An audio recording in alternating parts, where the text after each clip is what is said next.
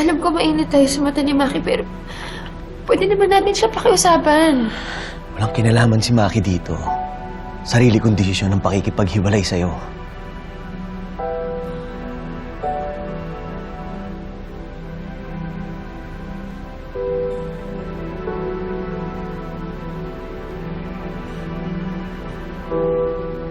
Gerald. Sandali, huwag ganito. Masyado namang biglaan. Hindi pa ako ready. Kung gusto mo, mas maging maingat tayo. Gusto mo mag-iwasan tayo sa supermarket, sa bahay.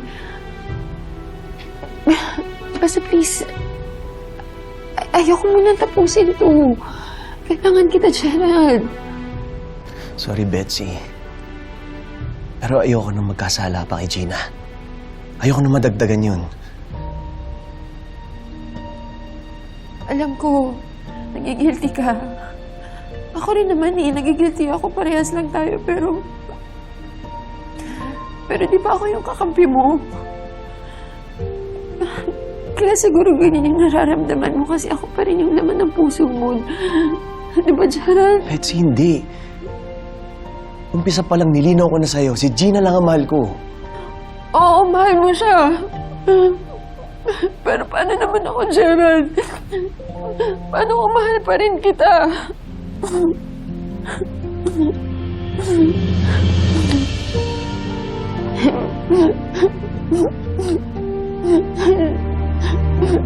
Gerald.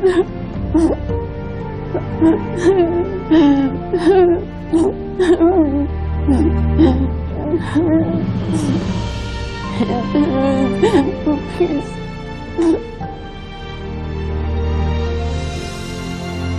Gina, okay lang? Paano ako maging okay, Maki?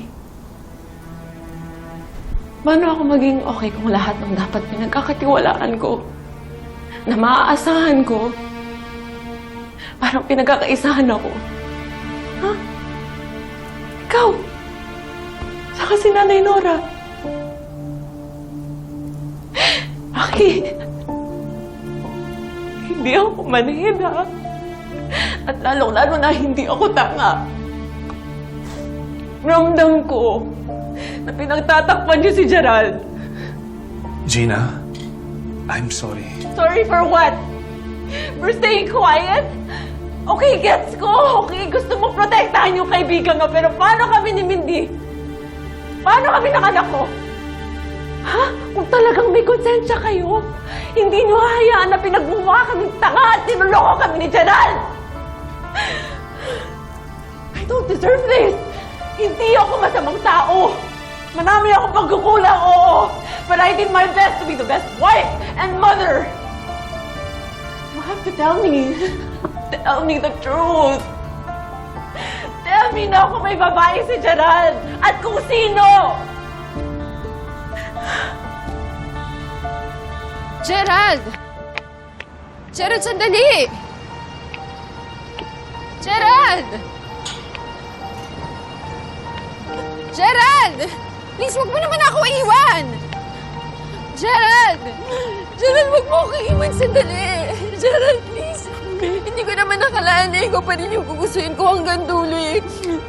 Ayoko itong nararamdaman ko, pero Gerald, mahal pa rin kita.